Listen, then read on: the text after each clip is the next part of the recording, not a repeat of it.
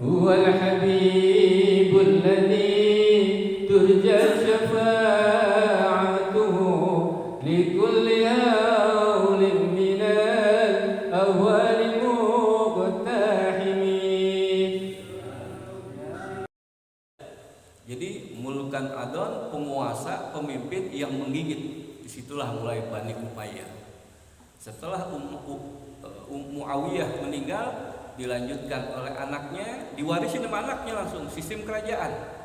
Itu Yazid bin Muawiyah, yang salah satu memerintahkan untuk membunuh Sayyidina Husain, cucunya Rasulullah.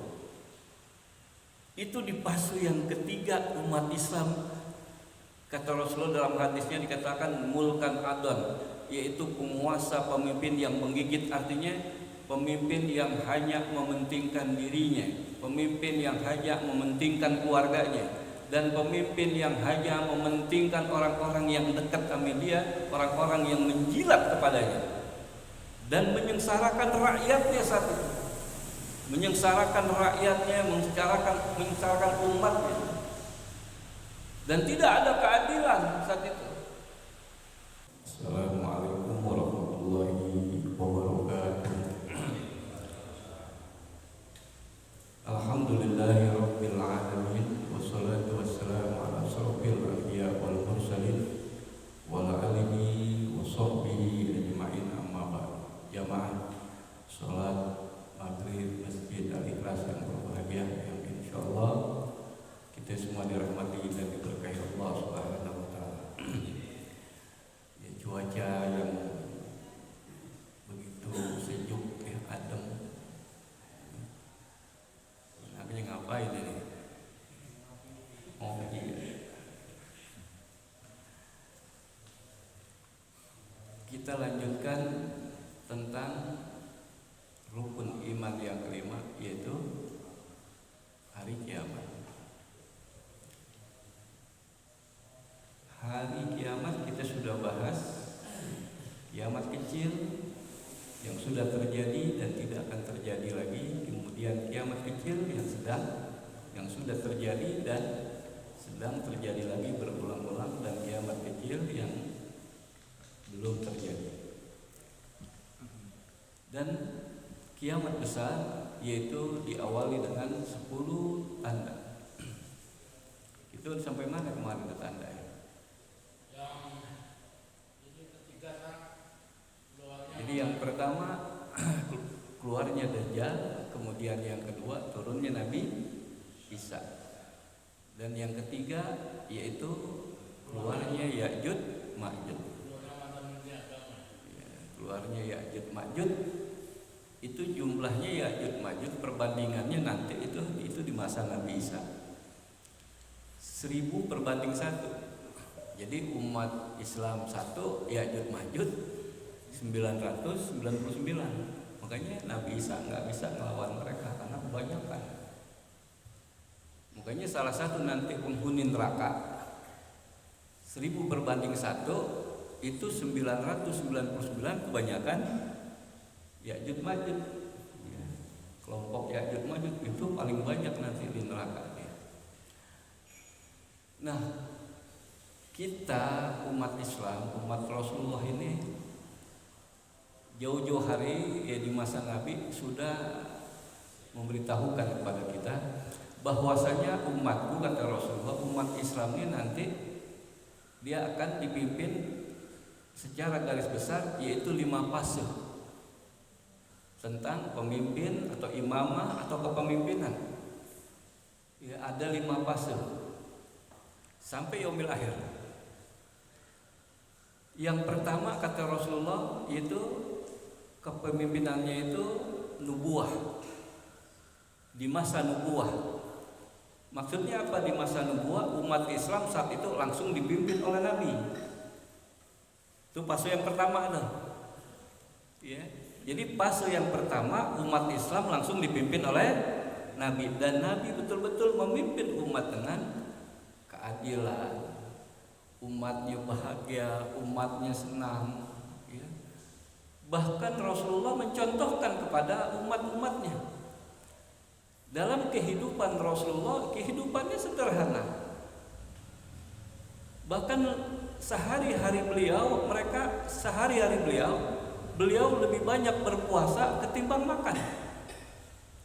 Dan sehari-hari beliau lebih banyak beribadah kepada Allah, Itu Rasulullah. Dalam kehidupan sehari-hari, Rasulullah nggak pernah menyetok makanan, nggak pernah nyetok. Rasulullah datang ke Aisyah pagi-pagi setelah dari masjid. Rasul tanya, Aisyah, ada makanan? Nggak ada ya Rasulullah. Ya udah, kalau begitu saya berpuasa. Puasa Rasulullah. Datang lagi ke istri yang lain, ke Zainab. Zainab, ada makanan nggak? Pagi-pagi Rasul datang. Zainab bilang, nggak ada ya Rasulullah. Beliau berpuasa lagi. Jadi dalam kesehari-harian beliau lebih banyak berpuasa. Beliau lebih banyak berpuasa daripada makan. Bahkan Rasulullah nggak pernah sehari semalam itu dia menyimpan dinar atau dirham. Setengah dinar atau setengah dirham Rasul nggak pernah. Jadi Rasulullah mencontohkan kehidupan sehari-harinya ya sederhana. Itulah fase yang pertama umat Islam dipimpin oleh Rasulullah, itu di fase namanya fase nubuat. Kemudian Rasulullah wafat. Setelah 10 tahun Rasulullah di Madinah dan memimpin umatnya, memimpin umat Islam, memimpin hamba Allah, dilanjutkanlah di fase yang kedua kepemimpinan, berganti kepemimpinan. Siapa setelah Rasulullah? Di fase yang kedua kata Rasulullah, umatku dipimpin oleh khulafaur rasyidin. Pengganti khulafa itu jamak dari khalifah, pengganti ya, atau yang di belakang. Jadi setelah aku wafat, maka umatku akan di fase yang kedua dipimpin oleh para khulafaur rasyidin, para pemimpin-pemimpin yang mendapatkan hidayah petunjuk dari Allah Subhanahu wa taala. Yang pertama Sayyidina Abu Bakar As-Siddiq. Sama cara mimpinnya kayak Rasulullah. Sederhana, ngasih contoh yang baik, sabar ngadepin umatnya. Betul-betul menegakkan keadilan, kesejahteraan, kemakmuran. Lalu 5 tahun Sayyidina Abu Bakar As-Siddiq memimpin umat Islam. Lanjut kepada siapa? Pemimpin yang keduanya. Langsung Sayyidina Umar melanjutkan kepemimpinan Rasulullah selama 5 tahun. Lanjut lagi keempat dipimpin oleh Sayyidina Utsman 10 tahun. Kemudian lanjut lagi kepemimpinan di masa Sayyidina Ali 5 tahun. Dan kata Rasulullah, masa kepemimpinan umat Islam di masa Khulafaur Rasyidin, mereka hanya memimpin selama 30 tahun. Jadi Khulafaur Rasyidin itu memimpin umat Rasul, memimpin umat Islam, menggantikan Rasulullah selama 30 tahun. Lalu apa kata Rasulullah? Lalu setelah itu umatku dipimpin oleh mulkan adon, penguasa, pemimpin yang menggigit. Itu fase ketiga tuh. Jadi mulkan adon, penguasa, pemimpin yang menggigit. Disitulah mulai Bani Umayyah. Setelah Muawiyah meninggal, dilanjutkan oleh anaknya, diwarisi sama anaknya langsung, sistem kerajaan. Itu Yazid bin Muawiyah, yang salah satu memerintahkan untuk membunuh Sayyidina Husain, cucunya Rasulullah. Itu di fase yang ketiga umat Islam. Kata Rasulullah dalam hadisnya dikatakan mulkan adon, yaitu penguasa, pemimpin yang menggigit. Artinya pemimpin yang hanya mementingkan dirinya, pemimpin yang hanya mementingkan keluarganya, dan pemimpin yang hanya mementingkan orang-orang yang dekat sama dia, orang-orang yang menjilat kepadanya, dan menyengsarakan rakyatnya saat itu, menyengsarakan rakyatnya, menyengsarakan umatnya, dan tidak ada keadilan saat itu. Itu fase yang ketiga. Dan yang kelima lebih gila lagi, lebih zalim lagi kata Rasulullah. Umatku dipimpin oleh mulkan jabariyah, penguasa pemimpin yang diktator. Pemimpin penguasa yang diktator. Yang terakhir kata Rasulullah, kelak umatku akan dipimpin oleh seorang pemimpin, yaitu pemimpinnya khilafatan alamin hasnubuah, khilafah alamin hasnubuah. Kepemimpinannya itu sama seperti cara aku mimpin. Kepemimpinannya itu sama seperti aku mimpin, adil, makmur, ya, sejahtera, umatnya bahagia, senang, tidak ada rasa takut dan kecemasan. Itu di fase yang kelima. Nah, kita berada di fase yang mana hari ini?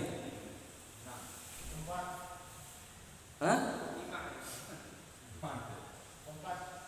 Yang pertama dipimpin Rasulullah, fase yang kedua dipimpin oleh Khulafaur Rasyidin, yang ketiga pemimpin yang menggigit, dan yang keempat pemimpin yang diktator, dan yang kelima pemimpin yang mimpinnya seperti mimpinnya Rasulullah. Kita di fase dunia Islam nih umumnya ya, itu berlaku seluruh dunia Islam.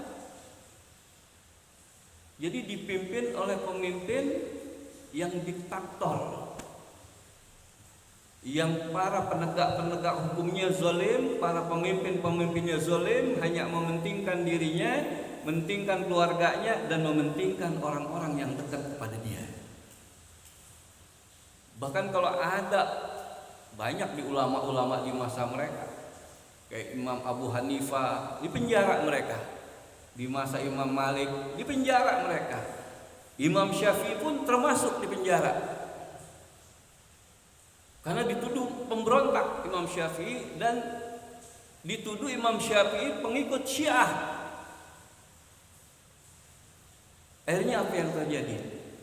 Itu 10 ulama di masa Harun ar-Rasyid, waktu itu Harun ar-Rasyid Imam Syafi'i hidupnya, itu 100 ulama ditangkap dan semuanya dihukum mati, digantung.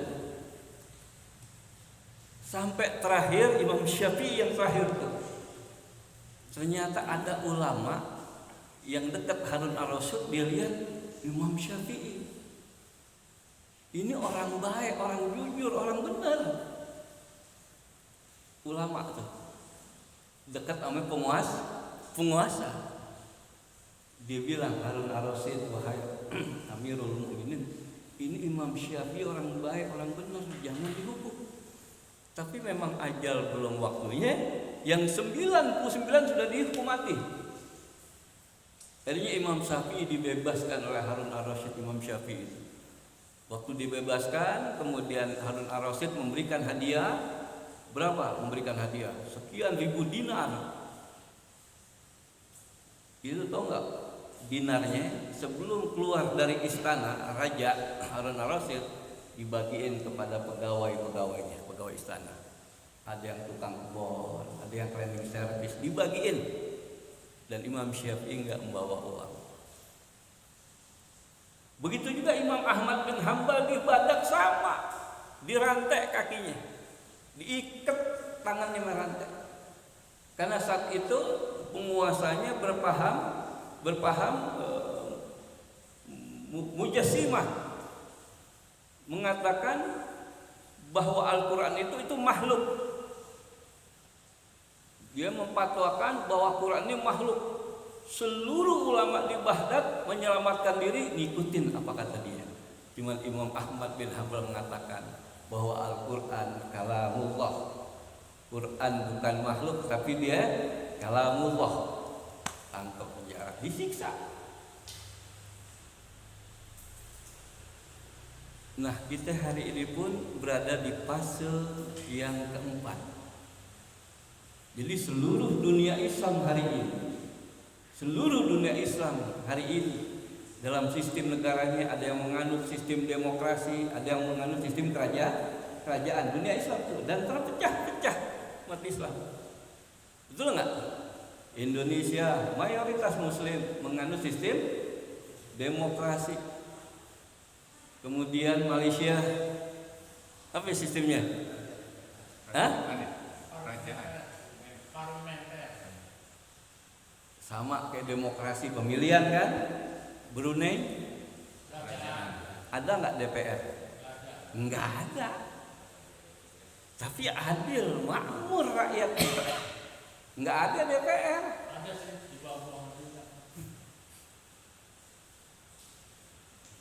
Lihat di Timur Tengah, Arab Saudi menganut sistem apa deh?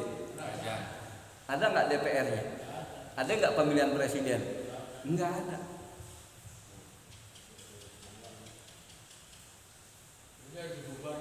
Jadi fase yang keempat hari ini umat Islam kita dipimpin, yaitu pemimpin yang diktator, mulkan jabariyah. Dan bentar lagi kita akan masuk kita mempunyai seorang pemimpin yang kelima fasenya kata Rasulullah khilafah ala minhas nubuwah. Cara mimpinnya kata Rasulullah sama seperti aku, akhlaknya baik, hidupnya sederhana, selalu memikirkan umatnya, selalu memikirkan rakyatnya.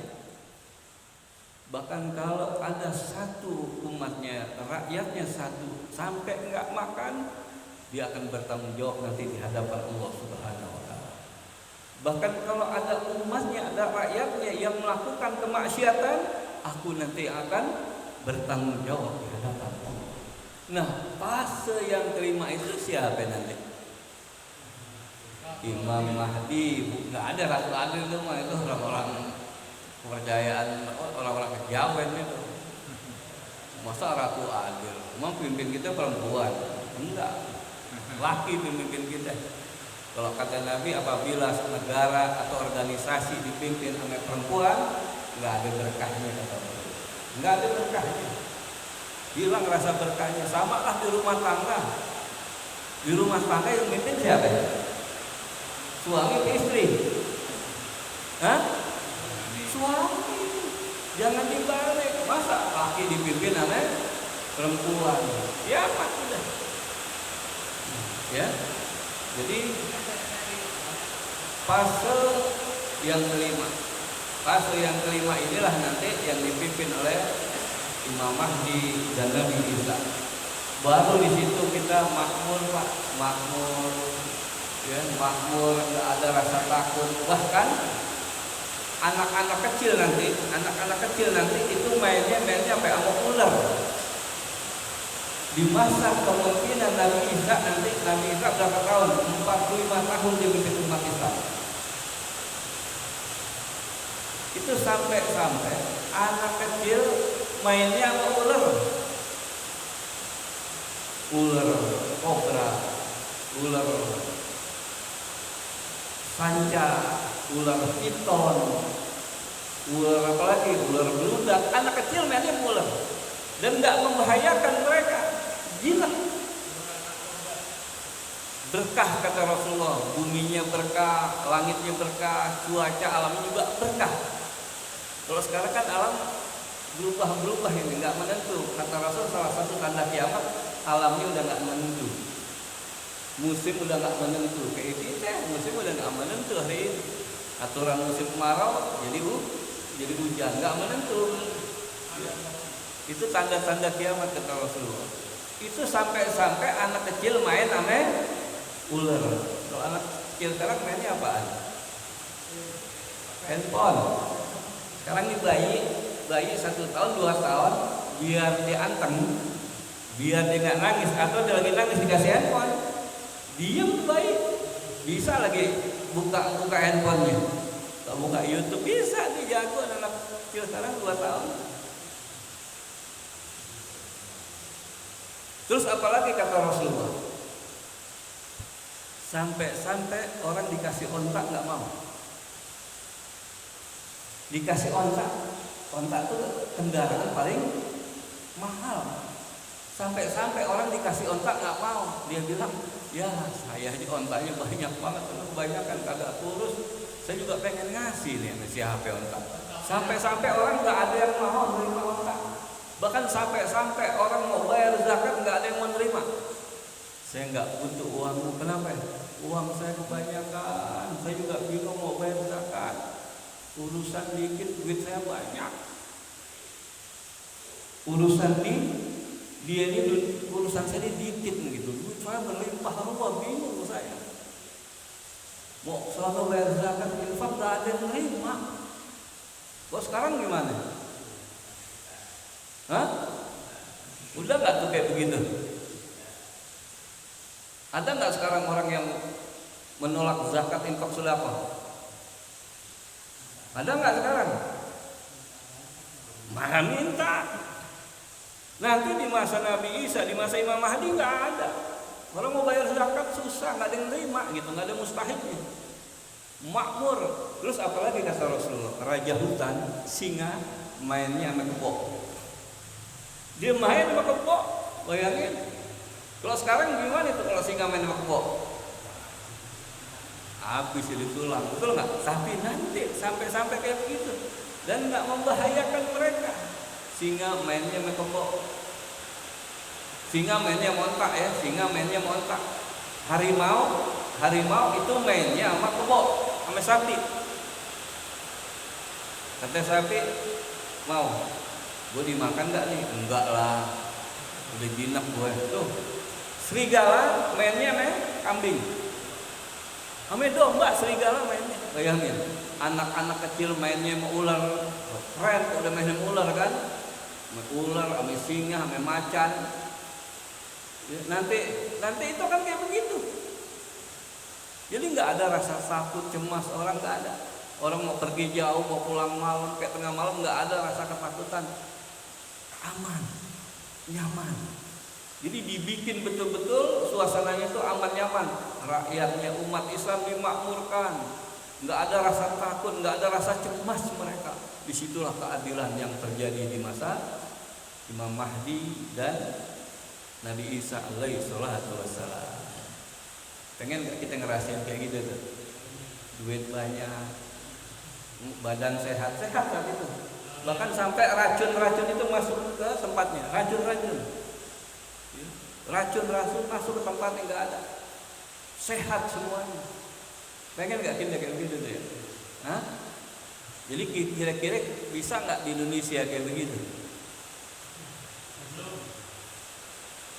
Mulai dari orde lama, orde baru, betul nggak? Orde reformasi lebih parah lagi, betul nggak? Lebih parah lagi kita hari ini. Dan nggak usah heran, emang Rasulullah sudah mengabarkan bahwa umat Islam, umat ini akan dipimpin, yaitu menjadi pemimpinnya 5 fase atau 5 tahap. Dan kita di fase yang keempat hari ini, dan bentar lagi kita insya Allah akan masuk ke fase yang kelima nanti. Nah itulah, setelah Nabi Isa turun, kemudian Allah uji lagi dengan munculnya Ya'juj Ma'juj. Lalu apa yang keempat? Tanda kiamat. Dukhon. Munculnya dukhon. Apa itu dukhon? Asap. Dan nanti langit deh. Langit itu akan diliputi oleh asap selama 40 hari 40 malam. Langit ketutup asap. Bayangin ketutup asap. Gimana keadaan manusia saat itu? Dunia ini dipenuhi dengan asap. Gimana itu keadaan manusia? Kata Rasulullah, kalau umat Islam kena pilek. Jadi di masa nanti dukhon, umat Islam itu kena pilek. Kalau orang-orang kafir pada nyesek, dia pada nyesek kena asap. Tapi kalau orang beriman cuma kena pilek ringan penyakitnya. Itu di masa dukhon nanti terjadi. Lalu setelah dukhon, tanda kiamat dari 10 tanda kiamat besar apa? Yang kelima, terbitnya matahari dari sebelah barat. Apabila matahari sudah terbit nanti dari sebelah barat, disitulah tanda kiamat sudah dekat. Dan kata Rasulullah, kalau matahari sudah terbit dari sebelah barat, maka pintu taubat tutup. Orang mau bertobat ya Allah saya mau bertobat, udah gak diterima tobat. Hati dia sholat, dia zakat, dia haji, dia umroh, kagak diterima amal ibadah. Kenapa? Pintu taubat sudah tertutup. Makanya dalam hadis kata Rasulullah, selama matahari belum terbit dari sebelah barat, napas belum sampai tenggorokan, pintu taubat masih terbuka. Tapi kalau sudah matahari terbit dari sebelah barat, kemudian napas sudah ada di tenggorokan, dia mau taubat, ditolak oleh Allah Subhanahu wa taala. Itu yang kelima dan 10 tanda kiamat, terbitnya matahari dari sebelah barat. Lalu yang keenam apa? Keluarnya dabbah. Dabbah hewan dari bumi, hewan. Dan dabbah ini dia dapat berbicara dengan manusia. Bisa ngomong sama manusia. Terutama dabbah ini bisa menilai. Ini orang baik, ini orang jahat. Ini mukmin sejati, ini mukmin yang asli betul-betul, ini mukmin yang munafik. Ini mukmin yang munafik nanti dapat berbicara dia dabbah. Dan dabbah ini juga salah satu tanda dari 10 tanda besar kiamat besar. Lalu setelah dabbah apa? Yang 7-nya, 6 ya? 7 ya? 6 dan 7 sekarang. Gempa bumi di bagian timur. Terjadi gempa nanti. Gempa bumi di bagian timur. Mana daerah timur? Indonesia timur bukan? Bagian timur. Itu mengalami gempa dunia ini. Pokoknya dunia belahan timur itu mengalami gempa yang luar biasa. Berapa gempanya yang nggak dijelaskan dalam hadis. Kita digoncang gempa belum lama di Bekasi, diguncang gempa 4, sekian Richter aja gimana ya? Dan itu pun waktunya per detik. Kalau ini terjadi gempa bukan detik lagi. Coba gempa 10 menit aja. Gimana itu? Gempa 10 menit aja manusia. Hah? Gimana keadaan kita? Muntah bisa. Mual bisa. Itu gempa nanti di bumi belahan timur. Lalu disusul lagi gempa bumi di bagian barat, dunia di bagian barat. Mana itu barat? Amerika, Jerman, Inggris, Prancis, Eropa dan sebagainya. Itu gempa juga nanti. Dan yang ke-9 terjadi lagi gempa di bumi Jazirah Arab. Jazirah Arab terjadi gempa nanti. Mana Arab? Arab Saudi, Yaman, Qatar, Palestina, Suriah, Jordan, itu Jazirah Arab yang dulu namanya Syam.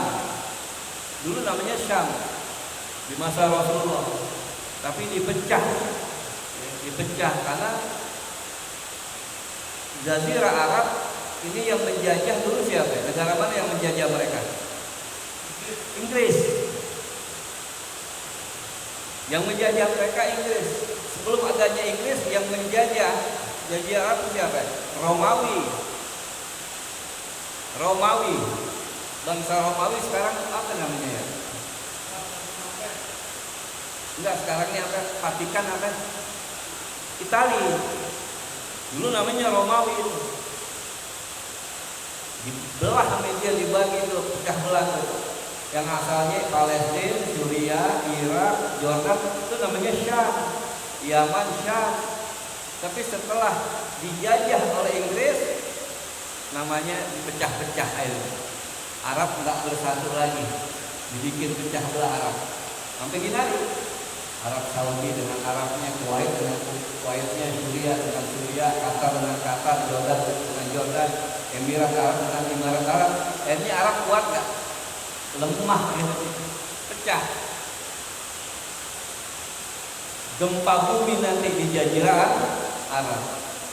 Itulah 9 tanda kiamat besar yang akan terjadi. Dan yang terakhir kata Rasulullah, yang ke-10, dari tanda kiamat besar, apabila kalian telah menyaksikan dari 10 tanda kiamat besar ini, maka kiamat bentar lagi.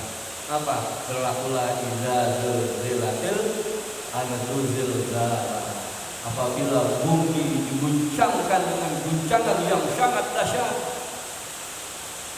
Wa akhrajatil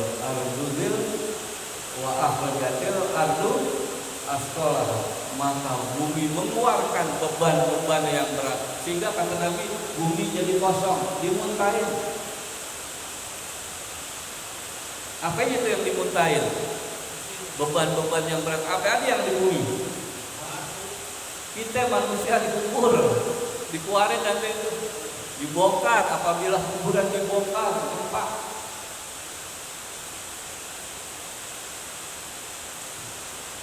Yang ke-10, keluar api dari Yaman. Nanti manusia akan digiring, yaitu menuju Syam. Itu terakhir 10 tanda kiamat besar yang akan terjadi, kata Rasulullah. Jadi perlu kita ketahui dari 10 tanda ini jaraknya dengan kita hari ini nggak begitu jauh. Bahkan sudah banyak pendapat-pendapat berseliaran di medsos bahwa Imam Mahdi udah muncul. Karena salah satu tanda Imam Mahdi udah muncul, dunia ini udah terjadi kezoliman. Dunia ini makhluk manusia udah terjadi kesewenang-wenangan. Disitulah Imam Mahdi akan muncul. Sekarang udah belum? Sekarang di dunia manusia udah banyak yang zalim nggak? Banyak yang zalim. Di situ akan muncul Imam Mahdi. Kemudian Imam Mahdi muncul, baru muncul Dajjal. Jadi Imam Mahdi dulu muncul, baru Dajjal. Lalu setelah yang ke-10 keluar api dari Yaman dan menggiring manusia ke Syam, saat itu apa yang terjadi? Orang beriman masih ada, orang kafir masih ada. Allah kirimlah angin yang lembut, dikirim Allah angin yang lembut. Kemudian apa? Untuk mewafatkan orang-orang beriman. Orang-orang beriman diwafatkan Allah. Dengan apa? Dengan dia mengirim angin yang lembut, angin yang wangi, bahkan lebih wangi daripada minyak kasturi. Wafat akhirnya orang-orang beriman. Maka yang tinggal orang-orang kafir. Itulah kata Nabi, sudah tidak ada lagi orang yang menyebut lafaz Allah. Jadi kata Rasulullah, kiamat tidak akan terjadi selama di muka bumi ini masih ada orang yang melafazkan lafaz Allah. Sekarang masih banyak kan?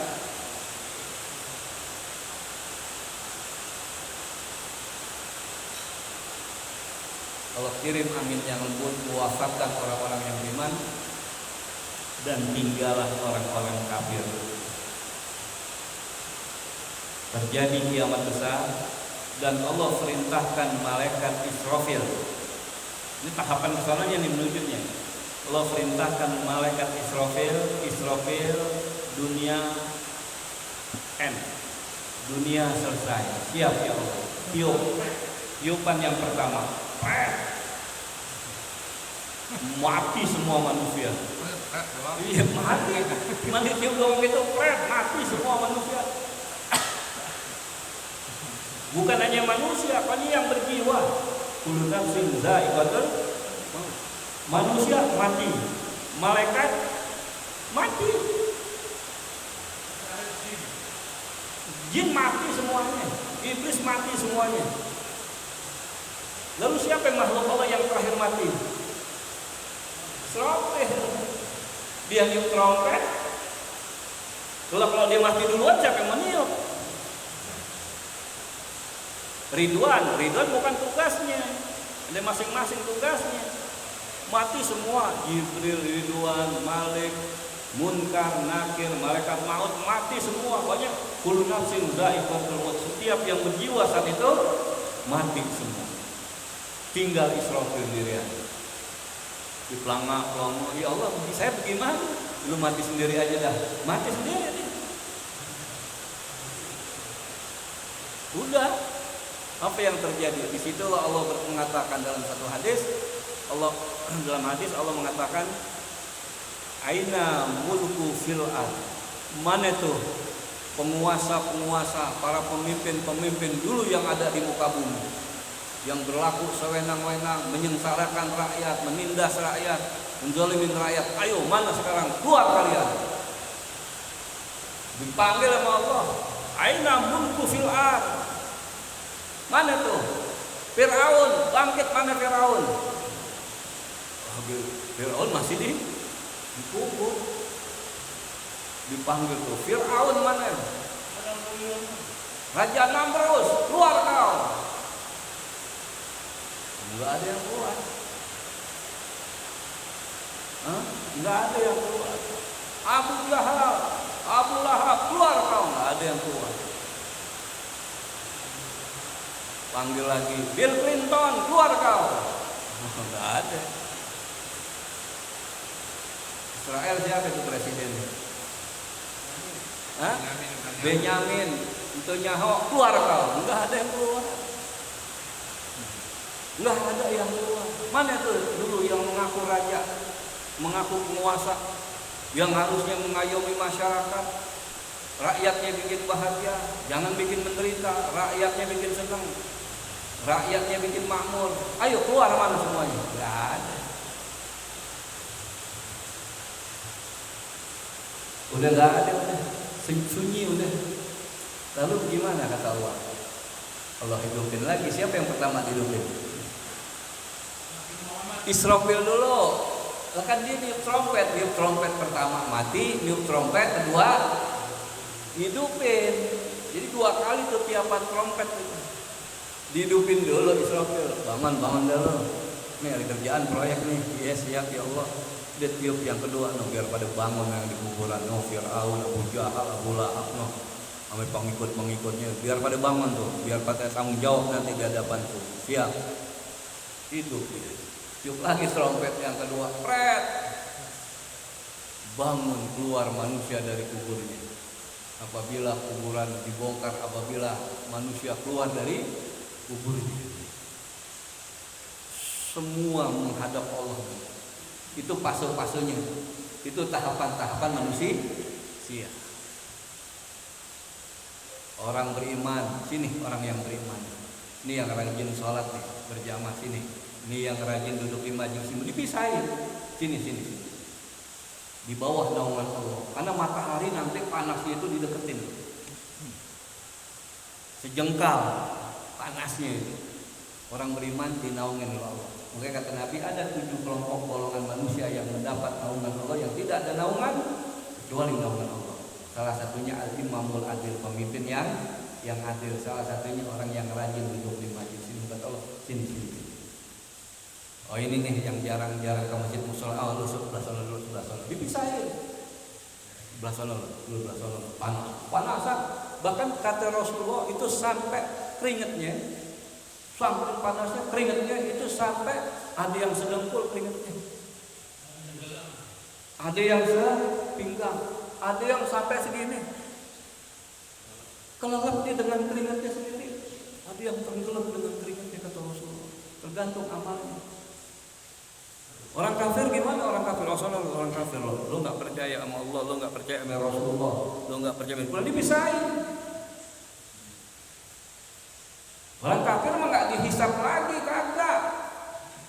Langsung aja, Malik bawa ke sana udah tuh, cemplungin. Neraka udah pada siap-siap tuh di neraka. Ya, kita udah bahaskan surat Al-Ghasyiyah kan. Ya. Laisa lahum ta'amun illa min dori, tidak ada makanan kecuali makanan yang berduri. Baru di situ nanti diadilin. Dan ada di kalangan umat Islam enggak pakai hisab lagi. Allah perintahkan masuk kalian ke dalam surga, enggak pakai hisab.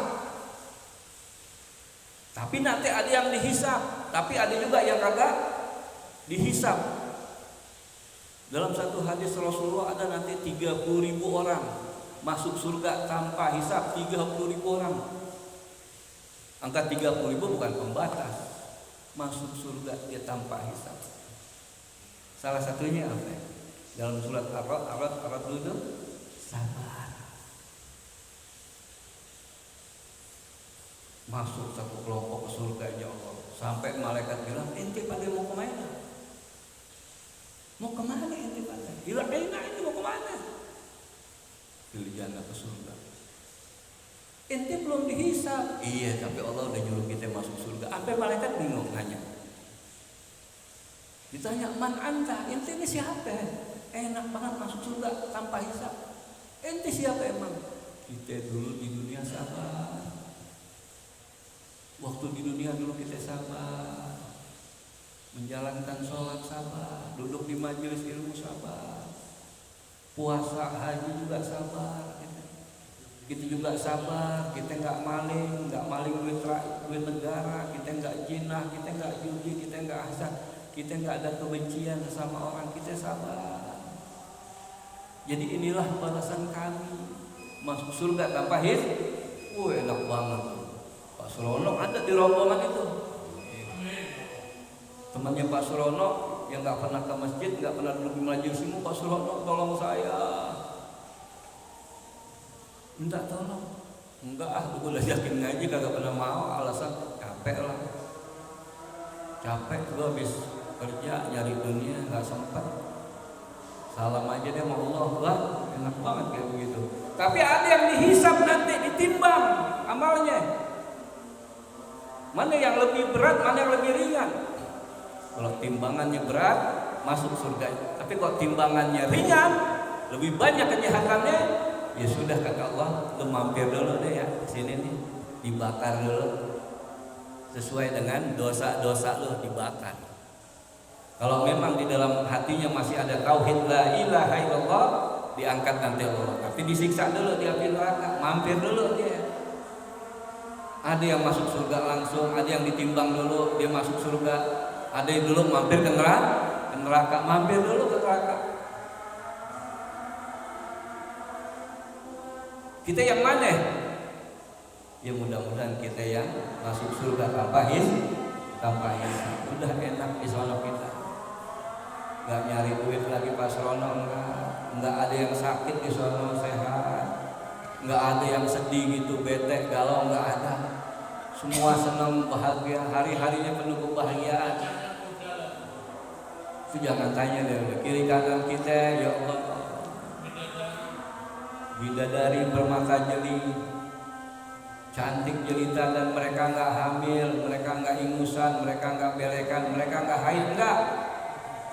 Dan mereka enggak pernah cemberut, mereka enggak pernah ngambek, enggak pernah ngediamin suami, enggak, mereka ketawa terus, mereka ceria terus. Nah inilah 10 hadis tanda di atas kiamat besar yang harus kita imanin dan kita hakul yakin. Rukun iman yang kelima yaitu kita beriman pada hari kiamat, hari di mana dunia selesai, dunia akan dihancurkan, dunia yang penuh fana ini akan hancur. Ya mudah-mudahan ini bisa menambah daripada keimanan kita kepada Allah SWT.